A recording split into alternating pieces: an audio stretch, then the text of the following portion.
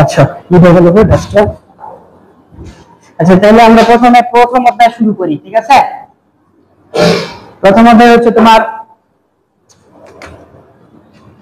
Chapter 1।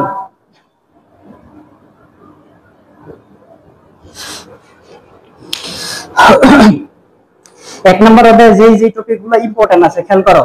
Global village, কি বললাম? Global village, এটা ইম্পর্টেন্ট। গ্লোবাল ভিলেজ মানে হচ্ছে বিশ্বগ্রাম, কি বললাম কথাটা? বিশ্বগ্রাম। এখন কথা হচ্ছে যে ক খ রিটেন এবং এমসিকিউ সবকিছু একসাথে বুঝলে যাবো, এগুলো দেখবা। আচ্ছা, তারপরে আছে আর্টিফিশিয়াল ইন্টেলিজেন্স, এরপরে আছে তোমার রোবোটিক্স, তারপরে আছে ক্রায়ো সার্জারি, ক্রায়ো সার্জারি আছে, হ্যাঁ, বায়োমেট্রিক্স। তোমাদের এই ফার্স্ট অধ্যায়ের উপর আমি একটা ভিডিও দিয়েছিলাম, ওটা গেছে এটা, বুঝছো তো, লাইভ দেওয়ার কারণে। বায়োমেট্রিক্স, বায়ো ইনফরমেটিক্স,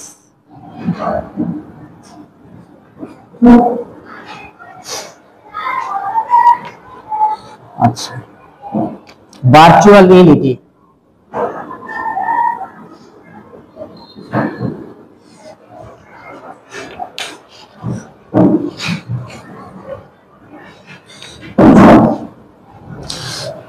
যার আমাদের যে টপিক গুলো আছে এই টপিক গুলো বলে দিলেই চলবো।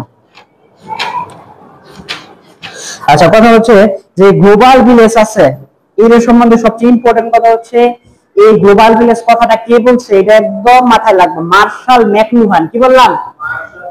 এদিকে দেখার দরকার না, এদিকে দেখো, তুমি পরে এই ভিডিও কয়েকবার দেখবা, তাহলে অনেক উপকার হবে। তাহলে গ্লোবাল আসতে পারে তোমার পরীক্ষাতে, খুব ইম্পর্টেন্ট এমসিকিউ আকারে, যে গ্লোবাল ভিলেজ এই শব্দটা প্রথম কে ব্যবহার করছে। বিজ্ঞানীর নাম কি বলছি? মার্শাল ম্যাকলুহান, ঠিক আছে। এমসিকিউ তে এটা ইম্পর্টেন্ট, এক নাম্বার কথা। তারপরে কথা হচ্ছে এইটা তোমার খ নাম্বারে অনুধাবনের জন্য ইম্পর্টেন্ট। তোমার বলতে পারে গ্লোবাল ভিলেজ বা বৈশ্বিক গ্রাম বলতে কি বোঝায়, ঠিক আছে। তখন তোমার ব্যাপার হচ্ছে দেখো, গ্লোবাল মানে হচ্ছে বিশ্ব, গ্লোবাল মানে কি বিশ্ব, আর ভিলেজ মানে কি গ্রাম। তাহলে এইখানে সেন্সটা হচ্ছে পুরো বিশ্বটারে তোমার গ্রামের মতো করো। সেন্সটা হচ্ছে গ্রামের মধ্যে দেখো একজন আরেকজন কোন একটা দুর্ঘটনা ঘটলে কিছু করতে তাড়াতাড়ি খবর পৌঁছে যায় না? হ্যাঁ, দ্রুত যে কোনো খবর কাছাকাছি, কিন্তু একটা গ্রামের থেকে অন্য অনেক দূরের গ্রামের থেকে খবর তাড়াতাড়ি আসে না। তাহলে এইখানে এই কথাটা বলছে যে গ্রামের মধ্যে যেমন আশেপাশে মানুষগুলো কাছাকাছি থাকে, এই থাকার কারণে যেমন তারা দ্রুত খবর পায়, ভালো খবর হোক খারাপ খবর হোক পায়। তো এই রকমের গ্লোবাল ভিলেজ মানে তথ্য প্রযুক্তির উন্নয়নে, কি বললাম কথাটা? তথ্য প্রযুক্তির উন্নয়নে সারা পৃথিবীটা, গ্লোবাল মানে কি সারা পৃথিবী, সারা পৃথিবীটা গ্রামের মতো হয়েছে। কিসের মতো হয়েছে? গ্রামের মতো। তাহলে এইখানে মেইন যে কথাটা যদি বলে গ্লোবাল ভিলেজ কি, তাহলে তোমরা বলবা তথ্য প্রযুক্তির উন্নয়নে সারা পৃথিবীটা গ্রামের মতো হয়েছে। কি বললাম? গ্রামের মতো। গ্রামের মতো কি মানে কানেক্টেড, একজন আরেকজনের খবর খোঁজখবর।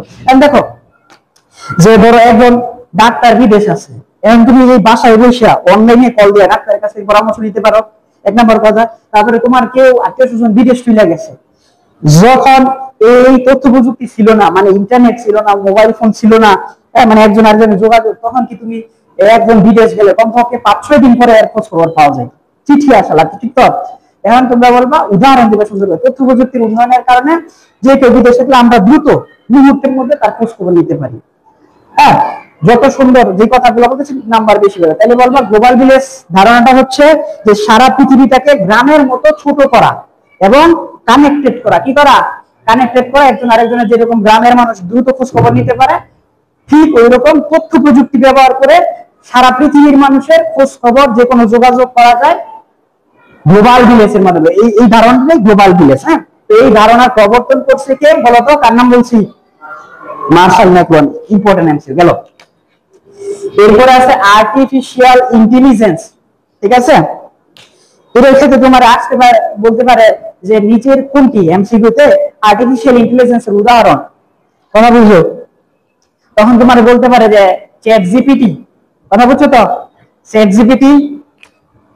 আবার তোমরা ইর কথা জানো তো? জিমিনি, এগুলোও জানা লাগবে। জিমিনি, আচ্ছা, আর্টিফিশিয়াল ইন্টেলিজেন্স শব্দের অর্থ হচ্ছে কৃত্রিম বুদ্ধিমত্তা। কি বললাম কথাটা? কৃত্রিম বুদ্ধিমত্তা। এটা তোমার মেইন সেন্স হচ্ছে এইটা যে ধরো একজন মানুষ, তোমার কি পরিস্থিতিতে তোমার কি করা লাগবে এটা তুমি ইনস্ট্যান্ট বুঝো না। হ্যাঁ, যে ধরো এই দিকে একটা কুকুর দৌড়ে আসতেছে, তাহলে তোমার কি করা লাগবে? দৌড় দেওয়া লাগবে, ঠিক আছে? তারপরে যে কোনো একটা সিচুয়েশনে তোমার ধরো এদিক দিয়ে যদি কেউ গুলি করে, তাহলে তুমি নিচে বসবা, আবার এদিক দিয়ে গুলি করলে ফাল দিবা, এই তো। তাহলে মানুষের বুদ্ধি আছে, কি আছে? বুদ্ধি আছে। এই বুদ্ধি দিয়া সে বুঝে কোন পরিস্থিতিতে কি করা লাগে, এটা হচ্ছে কথা। আর্টিফিশিয়াল ইন্টেলিজেন্স এইটা যে বললাম কি উদ্ভূত পরিস্থিতিতে, কি কথাটা বলবা? উদ্ভূত পরিস্থিতি মানে যে কোনো সিচুয়েশনে যখন যেটা করা দরকার মানুষ ওরকম বুদ্ধি দিয়ে এই কাজটা করে। ঠিক আর্টিফিশিয়াল ইন্টেলিজেন্সের যে ডিভাইস গুলো আছে যেটার সাথে কানেক্ট, ওইগুলা ওই উদ্ভূত জটিল পরিস্থিতিতে সুন্দর মানুষের মতো বুদ্ধি দিয়ে সিদ্ধান্ত নিতে পারে। কথা ক্লিয়ার? এই হচ্ছে বিষয়। যেমন তুমি যদি গুগলে একটা কিছু লেখো, উদাহরণ দিলো, গুগলে যদি আমরা কোনো কিছু সার্চ দেই, তাহলে দেখবা তোমার অনেকগুলো কিছু দেয় একসাথে, তোমার একটা মধ্যে যাইয়া খুঁজা তারপর তথ্য বার করা লাগে। কিন্তু তুমি যখন চ্যাটজিপিটি দিবা, তখন সে সব কিছু থেকে তথ্য খুঁজে বার করে বুদ্ধি দিয়া, একজন টিচার যেরকম অনেক বই থেকে অনেক কিছু থেকে তথ্য দিতে পারে বুদ্ধিমানের মতো, তো এই চ্যাটজিপিটি জিমিনি করে কি, তুমি যে কোনো জিনিস জিজ্ঞেস করলে এটা অনেক কিছু থেকে খুঁজে বুদ্ধি দিয়ে তোমার উত্তর দেয় ডাইনামিক্যালি। কথাটা কি বললাম? ডাইনামিক্যালি। ডাইনামিক্যালি মানে যখন যে এরকম পরিস্থিতি ওই রকম করা। তাহলে আর্টিফিশিয়াল ইন্টেলিজেন্স হচ্ছে কৃত্রিম বুদ্ধিমত্তা। কি বলবা? কৃত্রিম বুদ্ধিমত্তা, যেটা মানুষের মতো বুদ্ধির প্রয়োগ ঘটিয়ে যে কোনো উদ্ভূত পরিস্থিতিতে সিদ্ধান্ত গ্রহণ করতে পারে বা কাজ করতে পারে, ঠিক আছে? আচ্ছা, যদি বলে আর্টিফিশিয়াল ইন্টেলিজেন্স উদাহরণ কি, তাহলে বলবা কি চ্যাটজিপিটি, জিমিনি, ঠিক আছে? আবার অন্য জিনিস থাকতে পারে। তারপরে হচ্ছে রোবোটিক্স, এটা খুব ইম্পর্টেন্ট করবা। আচ্ছা, রোবোটিক্স হচ্ছে তোমার বলবো যে রোবোটিক্স কাকে বলে, একদম ইম্পর্টেন্ট ক নাম্বারে তুমি বলবা যে রোবটের নির্মাণ। কি বললাম? এটা রোবট কি করে প্রথম বানায় না, বানান না, এটা ডিজাইন করে। কি করে? ডিজাইন করে। ডিজাইন জিনিসটা কি? রোবটের শেপ বিভিন্ন হইতে পারে। হ্যাঁ, তোমরা মুভিতে দেখায় রোবটের বিভিন্ন শেপ আছে। তুমি যদি ইতে সার্চ দাও গুগলে, দেখো অনেক আকৃতির রোবট আছে। হ্যাঁ, এরকম থাকতে পারে মানুষের মতো আকৃতি, আবার শুধু একটা ত্রিভুজ আকৃতির, বা একটা কম্পিউটার শুধু এটা রোবটের কাজ করে। তাহলে রোবটের কিন্তু বিভিন্ন আকৃতি থাকতে পারে। তুমি যে একটা নির্দিষ্ট আকৃতি ধরে মানুষের মতো করলা, খাতার মধ্যে আঁকাইলা বা কম্পিউটারে, এই যে করলা, এটা হচ্ছে ডিজাইন। কি বললাম? তুমি কিন্তু বানাও নাই, রোবট বানাইছ, বানাও নাই, কিন্তু একটা নকশা করছো, কোন জায়গায় চিত্র আঁকাইছো যে রোবটটা এরকম বানাইতেছে, এটা হচ্ছে ডিজাইন। আর নির্মাণ, নির্মাণ হচ্ছে তুমি তারপর জোড়া দিয়া এটার যে এক্সুয়েটর আছে এগুলা নিয়ে তুমি জিনিসটা তৈরি করতেছো। কথা কি? নির্মাণ। তারপরে হচ্ছে এর কার্যাবলী, এটা রোবটটা তৈরি হওয়ার পর এটা কি কি কাজ করবে, এই সব নিয়ে যেটার মধ্যে আলোচনা করা হয়, সেই শাখাটা, সেই জিনিসটা রোবোটিক্স বলে। কথা কি? সংজ্ঞা, সংজ্ঞার মধ্যে প্রথমে থাকতে হবে কি, এটা ডিজাইন। কি বললাম? ডিজাইন। তারপরে কি? নির্মাণ। তারপরে রোবটটা কিরকম কাজ করবে, এগুলা নিয়ে যে শাখার মধ্যে আলোচনা করে সেটাকে কি বলা হয়? রোবোটিক্স। গেল, রোবোটিক্স ইম্পর্টেন্ট। এখন তোমরা রোবোটিক্স এর মধ্যে পড়বা যে রোবট কি কি কাজে ব্যবহার হয়, ভালো দিকগুলা তোমরা এই ওয়ার্ডটা ভালো করে পারবা। রোবটের ভালো দিক মানে রোবট কি ভালো কাজে ব্যবহার হয়, আবার রোবটের কি খারাপ দিক। এখন ব্যবহার হচ্ছে রোবটের ভালো দিক কি, বলবা যে ঝুঁকিপূর্ণ কাজে। কথাটা কি বললাম? ঝুঁকিপূর্ণ কাজে রোবট ব্যবহার করা যায়, ঠিক আছে? আরো যে কাজ নিখুঁত করা দরকার, যেগুলো মানুষ পারে না, কয়েকটা জিনিস মনে রাখবা, কিচ্ছু মনে নাই তোমার, তুমি মনে রাখবা এদের ক্লান্তি নাই। কি নাই? ক্লান্তি নাই। তুমি মানুষ কাজ করলে রেস্টের দরকার হয়, কিন্তু রোবটে 24 ঘন্টা সবসময় কাজ করতে পারে, তুমি খালি পাওয়ার সাপ্লাই দিলেই চলবে, ক্লান্তি নেই। এটার সম্পর্কে এটা ইম্পর্টেন্স, ক্লান্তি নাই এক নম্বর কথা, ক্লান্তিহীন। তারপরে একিউরেসি, একিউরেসি, একিউরেসি মানে ভুল করে না। একিউরেসি মানে কি বলে না, কাজটা একিউরেট করা, এটা হচ্ছে একিউরেসি মানে সে ভুল করে না, তার ক্লান্তি নাই। হ্যাঁ, এই দুটো জিনিস খুব ইম্পর্টেন্ট এর মধ্যে থেকে। আচ্ছা, তারপরে ব্যবহার হচ্ছে আরেকটা জিনিস, এই তিনটা জিনিস মনে রাখবা। ঝুঁকিপূর্ণ কাজ, কি বললাম? ঝুঁকিপূর্ণ কাজে একদম এই জিনিসগুলো বুঝাই। ঝুঁকিপূর্ণ কাজে ধরো এই ক্ষেত্রে ধরো তোমার এরকম কোন কারখানাতে কাজ আছে যেটা বিস্ফোরণ দিয়ে, কি বললাম? বিস্ফোরণ হাজার হাজার মানুষ মারা যাইতে পারে, হ্যাঁ, বা যাই করবো সে মারা যাইতে পারে, ওই ক্ষেত্রে রোবট ব্যবহার করে একদম নিখুঁত। যে টাইম বোমা টোমা আছে, তো এরকম অনেক কিছু আছে যেটা একদম নিখুঁত হইতে হয় সময়ের সাথে, অথবা জয়েন্টটা ঠিক হইতে হয়। তাহলে ওই ক্ষেত্রে বলবা যে ঝুঁকিপূর্ণ কাজে রোবট ব্যবহার। এখন রোবট যদি মারা যায় কোনো সমস্যা আছে? মানুষ মারা গেলে সমস্যা। তাহলে বলো ঝুঁকিপূর্ণ কাজে একিউরেসি, মানে কাজটা একদম সঠিক করা, আর ক্লান্তিহীন, কোনো রেস্টের দরকার পড়ে না। এখন যদি খারাপ দিক বলে, ঠিক আছে, তোমার বলতে পারে এমসিকিউতে যে এই জিনিসটার কি ক্ষতিকর দিক আছে, তাহলে বলতে পারা যে রোবটের ব্যবহার যদি নিয়ন্ত্রণ না করা যায়, ঠিক আছে, অনিয়ন্ত্রিত ব্যবহার, যদি প্রোগ্রাম ফেইলিওর হয়, তাহলে এটা মানব জাতির জন্য ধ্বংসের কারণ হইতে পারে। ঠিক আছে, যারা রোবট মুভি দেখছো তারা জানবা যে কি হলো, যে চিঠি আছে ওইটা ব্যবহার হয়েছে পরবর্তীতে প্রোগ্রাম করে এটারে ভুল পথে করি, তখন তোমার অনেক মানুষ মেরে নিতে পারে। যে ভুল এটার মধ্যে যেরকম প্রোগ্রাম দিবে ওইরকম কাজ করবে। এটা ভালো জিনিস প্রোগ্রাম দিলে ভালো কাজ হবে, তারা তোমার রান্না করে দিতেছে, অনেক ভালো কাজ, অপারেশন করে সবকিছু। কিন্তু এটার মধ্যে ভুল প্রোগ্রাম দেয়, এই যারা সামনে দেখবি তারই গুলি করে যদি সে মানুষ হয়, তাহলে এই যে প্রোগ্রাম দিছে ভিতরে যে রিসেপ্টর এই কাজই করে, তুমি আমার গুলি করে কাজ হবে হবে না। তাহলে প্রোগ্রাম যেটা সেটা। তাহলে রোবোটিক্স ক্রায়ো সার্জারি, এর সম্পর্কে মনে রাখবা। ক্রায়ো মানে ঠান্ডা, ক্রায়ো মানে কি ঠান্ডা, সার্জারি মানে কি অপারেশন। তাহলে যদি ক্রায়ো সার্জারি আসে তাহলে বলবা যে অত্যধিক শীতল তাপমাত্রায়, কথাটা কি বললাম, শীতল মানে একদম ঠান্ডা তাপমাত্রায়, বরফ ছিল তো, এই বরফের চেয়ে বেশি তাপমাত্রা, বেশি ঠান্ডা, কথা কি আর বরফের চেয়ে বেশি ঠান্ডা তাপমাত্রা প্রয়োগ করে এই যে ধরে এই জায়গায় অপারেশন করবে, এই যে কোষগুলো আছে এগুলো মেরে ফেলা হয়। কি বললাম, মেরে ফেলা হয়। ঠিক আছে, ক্যান্সার কোষ, টিউমার তোমার আসবে, যে ক্রায়ো সার্জারির উদাহরণ কোনটা, তখন তোমার যে টিউমার যদি থাকে তখন কি করবে, যে এইখানে ইনজেকশন বুঝো তো, ইনজেকশনের মাধ্যমে ওই যে নাইট্রোজেন গ্যাস আছে একদম মাইনাস অনেক তাপমাত্রা, এগুলো দিলে অনেক ঠান্ডার কারণে এই আশেপাশের কোষগুলো মারা যাবে। কথা কি বললাম, আসে সারা শরীরের কোষ মরতো না, এই আশেপাশের কোষগুলো মারা, এই কোষ মারা গেলে কোনো সমস্যা নাই, পরবর্তীতে শিশুদের এরকম করে বানাইছে আবার তৈরি হয়ে যাবে। ঠিক আছে, তাহলে ক্রায়ো সার্জারি সম্পর্কে আসলে মানে লেখা আসবে, আমার কথা যা শুনতেছো এগুলো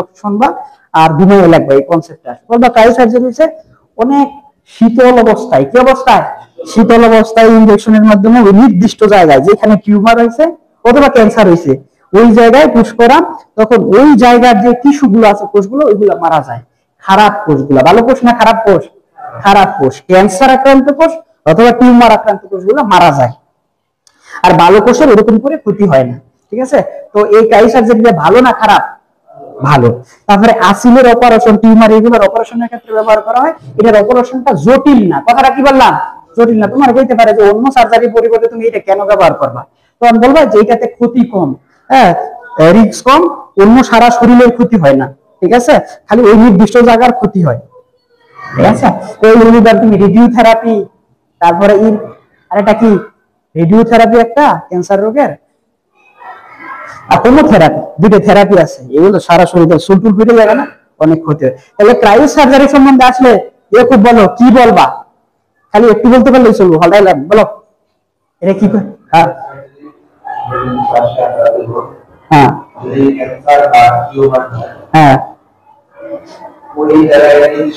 হ্যাঁ হ্যাঁ হ্যাঁ, ঠান্ডা, অনেক ঠান্ডা, মাইনাস তাপমাত্রার এই যে নাইট্রোজেন গ্যাস আছে, যে তরল পদার্থ আছে ওইটা আমরা প্রয়োগ করব। আচ্ছা, হ্যাঁ বুঝছো, এখন বলো এটা কি ঠান্ডা জিনিস প্রয়োগ করে না গরম জিনিস, ঠান্ডা, এইটাই সবচেয়ে মেইন জিনিস। ক্রায়ো মানে কি ঠান্ডা, সার্জারি মানে অপারেশন, শেষ এইটা। এরপর আছে বায়োমেট্রিক্স, খুব ইম্পর্টেন্ট। বায়োমেট্রিক্স একসাথে বলে দিই, হ্যাঁ, বায়োমেট্রিক্স এর প্রকার হচ্ছে দুইটা, কয়টা বললাম, দুইটা। একটা হচ্ছে শারীরভিত্তিক, এগুলো এমসিকিউতে আসবে, এটা হচ্ছে শারীরভিত্তিক, কি বললাম, আর এটা হচ্ছে আচরণের, কি বললাম, আচরণ। এখন তুমি খেয়াল করো, শারীরভিত্তিক মানে শরীরের অংশ, কি বললাম, এখন তুমি দেখো, খেয়াল করো, সহজ উদাহরণ, তোমার এই যে ফিঙ্গারপ্রিন্ট, বলো তোমার এই শরীরের অংশ না অংশ না, অংশ। আচ্ছা, তাহলে যদি আসে ফিঙ্গারপ্রিন্ট কি শারীরভিত্তিক না চারিত্রিক, শারীরভিত্তিক, কারণ শরীরের অংশ, গেল এক নাম্বার, একদম সহজে মনে রাখবা। তারপরে তুমি দাও হ্যান্ড জিওমেট্রি, কি বললাম, হ্যান্ড জিওমেট্রি মানে কি হাতের, কি বললাম, এই যে হাত এটার উপর রাখলে এই হাতটা কি শরীরের অংশ না অংশ না, অংশ। তাহলে যদি হ্যান্ড জিওমেট্রি বলে তাহলে এটা কি শারীরভিত্তিক না চারিত্রিক, শারীরভিত্তিক, গেল। এরপরে হচ্ছে তোমার রেটিনা, রেটিনা বলো তো কোন জায়গায় থাকে? চোখের মধ্যে থাকে। চোখ, হ্যাঁ, রেটিনা হচ্ছে চোখের ভিতরে। কোথায় বললাম? চোখের ভিতরে না, আইরিশটা হচ্ছে বাইরে। কোনটা বাইরে? আইরিশ বাইরে। উল্টো লিখে দিবে, এটা ইম্পর্টেন্ট প্রশ্ন। তাহলে তুমি দেখো, যদি রেটিনা বলে, আইরিশ বলে, ফিঙ্গারপ্রিন্ট বলে, এগুলো শরীরের অংশ অংশ তাহলে তুমি বলবে যেগুলো শরীরের অংশগুলো শারীরিক দিক, আর যেগুলো শরীরের অংশ না সেইগুলো হচ্ছে চারিত্রিক। কি বললাম? চারিত্রিক। একদমই খেয়াল করো, তুমি কিবোর্ডে টাইপ করলা, কিবোর্ড, এই কিবোর্ডে টাইপ করলে এটা কম্পিউটারের মধ্যে গেল, তাহলে এই কিবোর্ডটা কি তোমার শরীরের অংশ? কিবোর্ড শরীরের অংশ না। তাহলে কিবোর্ড স্ট্রোক, এমসিকিউর জন্য কিন্তু বলে দিতেছি, স্ট্রোক মানে কিবোর্ডে যে স্ট্রোকটা করলা, চাপ দিলা, এটা শরীরের অংশ না। তাহলে এটা কি শারীরভিত্তিক না চারিত্রিক? চারিত্রিক, হ্যাঁ, বুঝছো। তারপরে হচ্ছে ধরো তুমি একটা সিগনেচার করলা, হ্যাঁ, ধরো আমি আমার সিগনেচার করলাম, এই সিগনেচারটা কি আমার শরীরের অংশ? তাহলে এটা কি চারিত্রিক? এভাবে সহজে বই এইভাবে লেখা নেই, চারিত্রিক সিগনেচার। হ্যাঁ, তারপরে কিবোর্ডের আরেকটা কি জানি আছে, এখন তো বলছে তিনটা জিনিস আছে ওইখানে, তো ওইটা দেখবা তোমার শরীরের অংশ না। কথা ক্লিয়ার? এবার মনে হয় এমসিকিউতে যদি আসে, তাহলে যে বায়োমেট্রিক্স এর ক্ষেত্রে সৃজনশীলে কি আসতে পারে? যদি বলে কোনো দরজা, দরজার দিকে তুমি তাকাইলে দরজাটা খুলে গেছে, তখন এটা কি আইরিশ স্ক্যান না রেটিনা স্ক্যান? আইরিশ, হ্যাঁ, সুন্দর, বুঝছো। এখন বলো কেন? চোখের বাইরে না, সামনে থাকে। কোথায় থাকে? সামনে থাকে, এই জন্য এটা সরাসরি যায়। আর রেটিনা কোথায় থাকে? চোখের ভিতরে। এখানে দুইটা কথা আমি আগে পড়াইছি, খেয়াল করো। যদি বলে যে আইরিশ এবং রেটিনার ক্ষেত্রে দুইটার মধ্যে সবচেয়ে বেশি দ্রুত কোনটা হবে? আইরিশ, পারে আইরিশ। আর যদি বলে সবচেয়ে বেশি একিউরেট মানে ভুল হবে না, সেটা কোনটা? রেটিনা। কেন? এটার কারণটা হচ্ছে আমি আগে বলছি, এখন দাও, এই চোখের রেটিনার ভিতরে আছে, এই একদম ভিতরে যায় কাছে নেওয়ার লাগে, আসলে এবারে নকল করা কঠিন। কি বললাম? আর যেটা দূরের টেনে হয় এটা মানুষ নকল করে ফেলতে পারে। তাহলে এই জন্য দুইটার মধ্যে যদি বলে নির্ভুল কোনটা, তাহলে বলবো ভিতরেরটা। কোনটা? রেটিনা ভিতরে। কেন ভিতরে? কারণ বলবো এটা নকল করা কঠিন, যেহেতু এটা ভিতরে আছে, চোখের। আর কোনটা তাড়াতাড়ি কাজ করে, দ্রুত কাজ করে, তাহলে কোনটা হবে? বলো, আইরিশ না রেটিনা? কোনটা তাড়াতাড়ি? আইরিশ। কেন? সামনে থাকে। শেষ। তাহলে বায়োমেট্রিক্স এর ক্ষেত্রে ইম্পর্টেন্ট হচ্ছে আইরিশ, রেটিনা। আর যদি বলে দরজা, খেয়াল করো, দরজার লকটা যে খুললো, এইটা কি বায়োমেট্রিক না বায়ো ইনফরমেটিক্স? বলো তো, তোমার তো অ্যানসার এগুলোই থাকবে। কারণ এই যে বই হয়ে গেল কিন্তু পরীক্ষার মধ্যে কাজে লাগবে না, ঘুরে আসলে এটা কি হবে? বায়োমেট্রিক্স। তাহলে তোমরা যে দরজা খুলে গেল, যদি বলে একটা দরজা খুলে গেল, দরজার দিকে তাকাইলে, তাহলে বলতে পারে যে এটা কোন পদ্ধতিতে আসে। হ্যাঁ, এটা কি artificial intelligence, robotics, cryosurgery, biometrics? MCQ তে আসলে কোনটা হবে? বায়োমেট্রিক্স। যদি সৃজনশীলে আসে তাহলে কোনটা হবে? বায়োমেট্রিক্স। আর বায়োমেট্রিক্স যেগুলো করলাম এগুলো এবার বায়ো ইনফরমেটিক্স। হ্যাঁ, বায়ো ইনফরমেটিক্স হচ্ছে যে তোমার বায়োলজিক্যাল যে তথ্য আছে, হ্যাঁ, ধরো ডিএনএ টিএনএ এগুলো যত রকম তথ্য আছে এগুলো কম্পিউটারে সংরক্ষণ করে। কি করে? সংরক্ষণ করে, পরে এটারে ব্যবহার করে। সিআইডি আদালত এগুলো দেখো না, যে কম্পিউটার দিয়ে তদন্ত করে। তাহলে বায়ো ইনফরমেটিক্স মনে রাখবা যে বায়োলজিক্যাল যে জ্ঞানটা এটা কম্পিউটারে সংরক্ষণ করে পরে ব্যবহার করে, এটা বায়ো ইনফরমেটিক্স। ঠিক আছে? এটা তো ডিটেইলস নেই, এটা ডিটেইলস, এটা বেশি পড়বা। ঠিক আছে? এটা বেশি পড়বা, এই রোবোটিক্স এটা বেশি পড়বা। এরপরে তো ভার্চুয়াল রিয়েলিটি, এটা অনেক ইম্পর্টেন্ট, মিলে দিতেছি। হ্যাঁ, ভার্চুয়াল রিয়েলিটির ক্ষেত্রে তোমার এটা আগে শিখাইছি। ভার্চুয়াল রিয়েলিটির ক্ষেত্রে যদি বলে যে কেউ একটা গাড়ি এইখানে বসে রয়েছে, আসলে সে একটা গাড়ি চালানোর অভিনয় করতেছে, হ্যাঁ, তার কাছে লাগানো আছে অনেক কিছু, সে গাড়ি চালাইতেছে, ট্রেনিং নিতেছে, তখন এটা কি ভার্চুয়াল রিয়েলিটি না রোবোটিক্স? কোনটা? ভার্চুয়ালিটি। আর যদি বলে যে একটা গাড়ি, খেয়াল করে কিন্তু, স্বয়ংক্রিয়ভাবে চলতেছে নিজে নিজে, এটা বলছে, তাহলে এটা কি ভার্চুয়াল রিয়েলিটি না রোবোটিক্স? রোবোটিক্স। একদম ক্লিয়ার, এমসিকিউ রিটেন। আচ্ছা, তাহলে যে গাড়ি আপনা আপনি চলে, তাহলে এটা রোবোটিক্স এর মাধ্যমে চলে, আর্টিফিশিয়াল ইন্টেলিজেন্সের সাথে কানেকশন আছে। আচ্ছা, তাহলে যদি বলে কেউ একটা অপারেশন করতেছে, বুঝছো, হ্যান্ড গ্লোভস লাগায়া, চোখে টোকে এগুলো লাগায়া, কিন্তু আসলে সে বাস্তবে করে না, সে অপারেশনের ইন্টারভিউ করতেছে, ট্রেনিং করতেছে, তাহলে এটা কি রোবোটিক্স না ভার্চুয়াল রিয়েলিটি? Virtual reality. হ্যাঁ, মাথায় ঢুকছে তোমার। আচ্ছা, যাই হোক, ভার্চুয়াল রিয়েলিটি। আর যদি কোন রোবটে যদি অপারেশন করে, খেয়াল করে কিন্তু রোবটে কাটাছিটা করতেছে আসলে, তাহলে এটা কি ভার্চুয়াল রিয়েলিটি না রোবোটিক্স? রোবোটিক্স। বুঝছো ইকরামুল, বুঝছো?